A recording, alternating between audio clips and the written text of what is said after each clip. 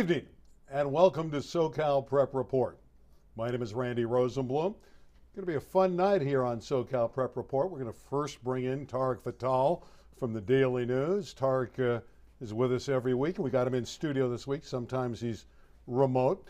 We're going to have two special guests for you, including Kalib LaCount, who is the leading scorer in the state in basketball, just committed to East Carolina this week. We'll talk to him about that. He's out of King Drew High School. And we're going to have Matuszak from Granada Hills High School baseball. Their team won today. They'll be the #1 team in LA City Section baseball. But let's introduce Tarek Fattal for the first time tonight. Glad to see you back in the studio. It's great to be here, Randy. Just came off a good day of baseball today. We got playoffs. It's a winner-go-home situation, so some sadness today if you're the losing team, and if you're winning, you survive in advance. Now, you saw Sierra Canyon win. Jaden Newt, their fine pitcher, beat Simi Valley. That's right. They beat Simi Valley today 6-1. Jaden Newt on the mound went really strong. 5 2/3 innings, 6 strikeouts, and went 3 for 3 from the plate, 2 RBIs. Really good player. Expected to be the first high school California pitcher drafted in the MLB draft this year. Now, their second pitcher is not going to pitch in the playoffs. I heard that. Yeah, so he's fighting a little tendonitis. Cassius Thomas, committed to Duke, throws 95, 96 miles an hour. Unlikely to pitch in the postseason. Not 100%, but about 90% chance he does not pitch. They're going to have to rely on some other arms. Now, we're going to talk to Matt in a few minutes about his team at Granada Hills. You're not surprised that they swept Chatsworth and dominated the West Valley, getting their second consecutive league championship. Not surprised at all. They're going to be the #1 seed in the city section. Those pairings come out on Monday. They were the #1 seed last year, and they were a little early, I'd say. A lot of underclassmen, some really good juniors. Now those juniors are seniors. They're the #1 seed again. They had an early bow out last year. I do not anticipate that happening again. Maybe a bigger story at Granada Hills is the softball team. They're getting ready for the playoffs, and they stunned the best team in the LA City section in El Camino Real, beating them earlier today 3-1. Yeah, that was I mean, usually in high school we don't use the word upset because there's no gambling, but that you could call it an upset, call it a shocker. Granada Hills beats El Camino Real, who is supposed to be the #1 seed in the city section come playoff time. They still may retain that #1 seed, but you can guarantee Granada Hills is at least the #2 seed. Let's talk a little bit about boys volleyball before we get to our guests. It's interesting, in the CIF Southern section, Loyola is the dominant team. They had a victory in the opening round at the playoffs, but #2 Mater Dei lost to Costa Mesa. I'm not sure if the pressure is still on Loyola now with Mater Dei out. Loyola is still the favorite, but Mater Dei out clears the path for the Cubs. Yeah, it's hard to say. Maybe there's more pressure on them now because there's an assumed easier path to the championship, right? Maybe Mater Dei is not going to be in the final anymore, so you're thinking, oh, okay, you can go in cruise control and win the championship, but that's where things get dangerous. So Loyola's still going to have to get things done. Yeah, in the city section, we're down to the final 4, and no real surprises. Venice is the 4 seed. They got to play #1 Chatsworth, and Eagle Rock, the #3 seed, will take on the #2 Palisades. It's going to chalk in the city. I just don't see anybody beating Chatsworth. Simple as that. Yeah, they're the defending champions, and they're the heavy favorite. All right, let's talk a little bit about a story in Calabasas. A name by the name of Jenna Leolagi. What's going on there with that basketball coach? Oh, man. It's actually a tragic one, a tragic story, Randy. It's a parent with a lot of power who's a superintendent, and he's just a little too involved into the team, and so Leolagi got dismissed. She was asked not to return to be the girls' basketball coach at Calabasas, and the parents and the players are in an uproar. They were at the local Las Vegas Unified School District board meeting asking for Leolagi to get reinstated. We'll see what happens. Things like this usually don't turn out with a coach being reinstated, but they're wishing for the best, and we'll see where she ends up. And the superintendent's daughter was a senior on that team, didn't play a lot, right? And he was a little upset, so he's taking it out on the coach. I mean, basically, in so many words, that's the case. Look, parents are pegging the superintendent of the district for her dismissal, not bringing her back. She's what's called an at-will employee. And if you're familiar with high school sports, at-will employees, you need no reason to dismiss them, but we all kind of know what's going on. All right, let's turn our attention to the collision basketball games. It was a doubleheader last Saturday. The Southern section won the boys and the girls. First, the girls. The girls has been one-sided for a long time. It's the 22nd annual, and they've won now 19 out of the 22, winning 88-71. The city just can't compete with the Southern section. Well, you know, I think that's kind of a trending thing nowadays. It's unlikely to see city section programs beat Southern section programs. It happens now and again, but when you get the whole section versus one section, the Southern section is usually more dominant. Yeah, and Allison C. of Pasadena, South Pasadena High School, was the MVP of the girls' game, scoring 17 points. I want to talk about the boys' game. They were competitive. The city came close. Donovan Dent was the star down the stretch, winning 92-88. Dent scored 10 out of the team's final 12 points, controlled the game, and he was magnificent, the MVP out of Corona Centennial. Donovan Dent, probably one of the steals of the century for New Mexico. He's a Pac-12 type talent, and he's going to New Mexico. Donovan Dent is very tough to guard, can pretty much get wherever he wants on the floor, so it does not surprise me that he was the standout player in that game. Yeah, he just doesn't lose. The Huskies won their final 30 games and winning the state championship at Corona Centennial, and Donovan Dent was the man behind that. All right, the final man we want to talk about, and then we're going to introduce him, is Kalib LaCount. I saw him at the collision game. He played on the losing side, but he is spectacular. He led the state in scoring, and he had some great moments in the collision game. Well, I've seen him play in person throughout the season. I saw him particularly play against Taft in the playoffs, and Taft was the higher seed, if I'm not mistaken, and he just pretty much single-handedly took them down. I want to say he had 40 in that game, and he does it from all over the floor. He's shooting threes, he's getting to the free throw line, he creates for his teammates. He's a great player. And Kalib LaCount's going to join us now. By the way, he played great basketball. He led King Drew into the finals. They came up a little bit short against Fairfax. But Kalib, welcome to the program. What's up, my guys? How y'all doing? Fun was it playing against all those all-stars from the Southern section and Donovan Dent?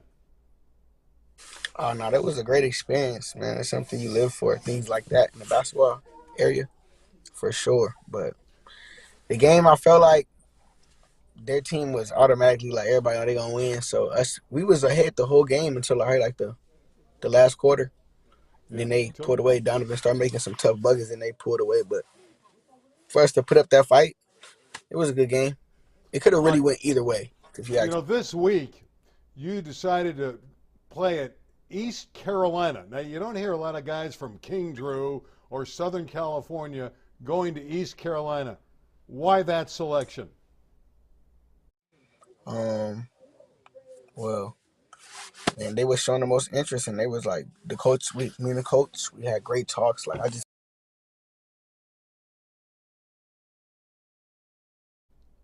Oh, we lost him. They had great talks. We know why he went there. The coach, Michael Schwartz, good guy. I used to work with him at Fresno State. Likeable person. And here's Kalib. He's back. Good to see him back. So talk about the going to East Carolina. Oh, going to East Carolina, man. I can't wait. It's going to be, I already know the experience is going to be fun. I just can't wait. It's like the next level of basketball. It's exciting me. It's like, man, that's a crazy feeling to know you've done that. Talk about what your skill set can do at the next level. We know you can score, but at the next level, you're a small guard. Are you going to have to change the way you play, maybe be a little bit more in a distributive role as a point guard at Eastern Carolina? I'm just any role that my coach want me to play, I'm going to play it. Like I feel like I'm good enough to switch that. Like I can go to be a distributor, and the next game I can have 30 points. Like I feel like that what sparks my game because I can do that. I'm okay with being that because like I play on my 17U team. Some of the guys on there can score real good. On that team I don't really have to score that much as I do on King Drew. So I like passing the ball, seeing them score. It's like exciting to me. I like seeing my teammates score. Yeah, well, I saw you at the collision game. You reminded me of Memphis. Now, Tarek thinks I'm crazy, but I think you look and play like him. Your style. Do you pattern your game after John Morant? I just take his approach and his attitude towards the game. Like he's him. He knows he him. So it's like I take that same approach. I feel like but I just got the dreads though. Josh's crazy. That's true. On top of the approach, when you think about John Moran, is there something in particular you like that he does with his game? Yeah. People sleep on his floater game is crazy. Like, his floater game is automatic. He gets to his spots, and then he just above the rim, and he's fearless. You can tell he's fearless. Like, he tried to dunk on Gobert. He's damn near a foot taller than him. You got to be fearless to do stuff like that. All right, So I John, yeah, respect the way. call you, okay? I know you're Caleb, but I'm calling you Ja Jr. You averaged Fair. 33 and a half points a game. You led the state in scoring, but you scored 59 against Dorsey. Most people can't experience a night like that. What was scoring 59 points against the Dons like? That was crazy. I'm not going to lie. That was crazy. But the crazy part is, I started off the game like scoring, but then I like the end of the second and the third, when I ran off for I probably scored like at least like 15 points in the last, in the last minute of the second quarter. I just ran off, and then I was like, oh, it's gonna be a good game, because the first quarter I was missing, but that second quarter at the end I was like, oh yeah, I'm feeling it now. And then third quarter I probably had like 25, and the next one, I don't know, every quarter I just kept scoring a lot. I Except for ended up with 59. the Caleb, thanks for the visit. Good luck at East Carolina. I saw you over the weekend at the Collision Games. Very impressed. Keep up the work, and like I said, the best of luck when you go to East Carolina. All right, thank you, my guys. I'll talk to y'all later. All right, you take care. Good kid, great scorer. I know you saw him against Taft. How do you not root for that? You know, I mean, like, what a nice kid, and just kind of real. You could tell, like he said about talking about John Morant, just kind of, I think he embodies that approach that he's only himself, right? And he's not going to change for anything, and he's just going to be himself. And that bleeds into a game a lot, just not wanting to acquiesce to anything else, just sticking to your game. He's interesting to watch because he's emotional on the court. When he makes shots, he'll acknowledge the crowd. He's very animated, and he's exceedingly quick and very fun to watch. So are the Granada Hills Highlander baseball team. They're the top team in LA City section. They have a coach at Matuszak who has led his team to 2 consecutive West Valley League championships. And we bring in Matt right now. Matt, congratulations. I know you won today on Senior Day, 7-3 over Chatsworth. What's Senior Day like? Is it a distracting day with the seniors? But you won, so it has to be a good day, right? Yeah, I mean, typically, in history, senior days is for a coach is can be a distraction. It can be there's a lot going on. Today was the best senior day that I've ever been a part of. I mean, everything just went smooth. The parents did a phenomenal job. As far as getting things set up and getting through. Kind of our coaches, we kind of had a little bet on what time first pitch was gonna actually go off our starting. Wait a minute, there's no betting in high school. No, I mean, just kind of a friendly, just kind of joking around, like, hey, what time is the first pitch going to be today?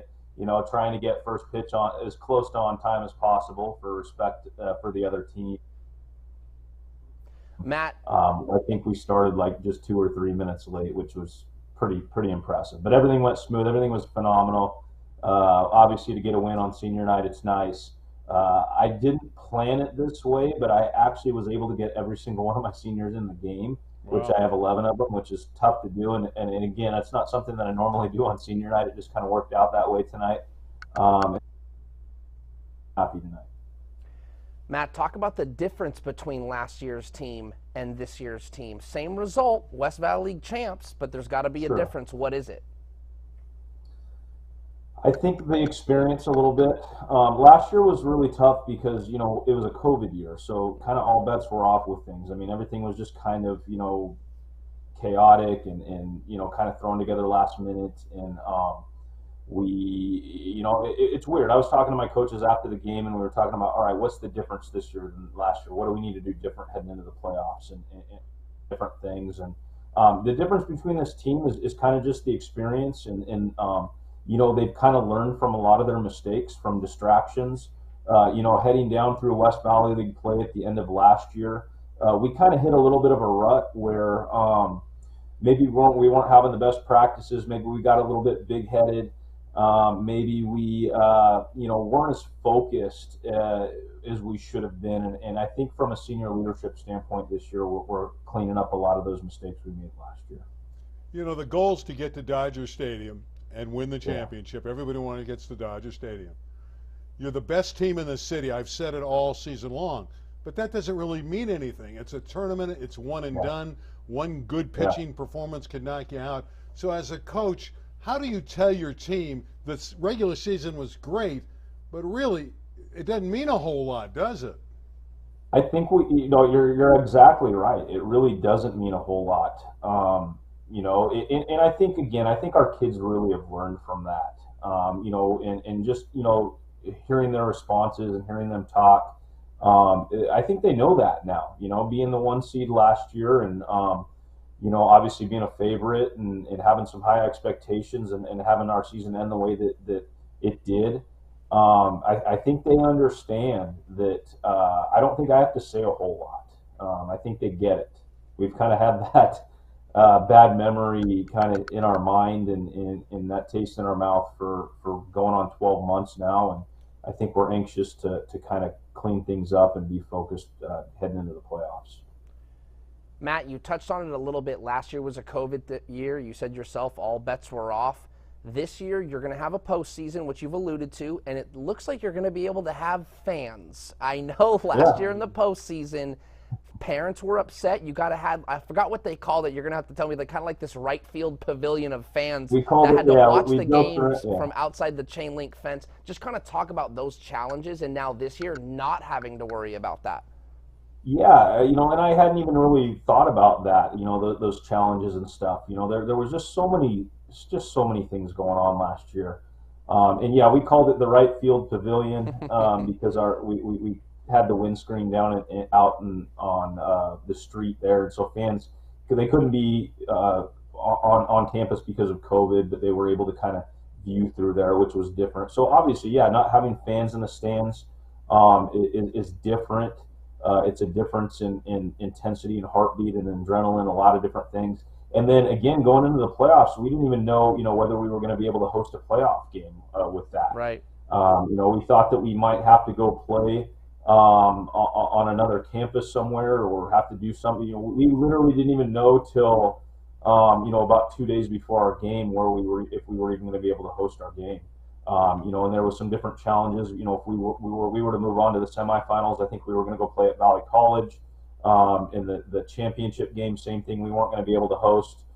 So yeah, there was a lot of distractions going on with that. Just being able to have our fans and our parents and our families and having them back there, being a part of the whole experience has just been so awesome, I guess is the best way I could put it. Well, the Highlanders have not been to Dodger Stadium in the upper division since 1986, and they lost. 84 was the last time the Highlanders won the highest division and won at Dodger Stadium. Now, they had this invitational tournament in the early 2000s, and Granada seemed to win it every year. But this is the big one. This is the top level. Tell us some of the names that'll get the job done for the Highlanders if you are indeed going to make another deep run. Yeah, gosh, I hate to list off names because I'd forget somebody, but it starts with the guy who, in my vote, is the player of the year, and Alden Quintanilla has had an outstanding year for us. You got Brandon Garfinkel, who's the returning West Valley League player of the year, and then our pitching staff. We got Drew Gustafson, who's a 4-year starter for us. He threw a 1-hitter as a freshman in our playoff game against Carson. Back a few years ago, with experience. And then you got guys like Zach Perez, who's throwing the ball really, really well. And Brandon has experience. And, I could go on and on with a bunch of different names, but we have 11 seniors and a lot of them play a lot of meaningful innings for us. And ultimately it's going to come down to our senior class, getting it done for us when it matters. Shifting gears just a little bit, we've seen a little bit of B-roll of that outstanding field. Matt, you've been in this valley for a handful of years, maybe a little longer now, but very quickly you made an impression on the baseball community in the San Fernando Valley of having one of the best well-kept baseball fields. I know that's something you're proud of. Just talk about that love for keeping the line so plush there at Granada. Well, I haven't actually posted the picture on social media yet, but I just did something fun for senior night today, or that I did this week, where I actually mowed a 22 into our infield. So keep an eye out for that. But yeah, I take a lot of pride in our field. And it starts with just playability. I have a background in groundskeeping and take a lot of pride in that. It's a hobby. I don't like to use the word obsession, but just little things. I take bad hops as insults when there's a bad hop in our infield. And so we want to have the best playable field that we possibly can. Obviously from a cosmetic standpoint, we want it to look nice as well. And we take a lot of pride in that. We put a lot of work, and it's not just me. It's our assistant coaches. My right-hand man, Sal Maida, is out there, till dark with me, just, doing a lot of work. And our kids, cleaning up the field after practicing games every day. A lot goes into it. And yeah, I appreciate the compliments on that, though. Now, it's green because of your school colors, right?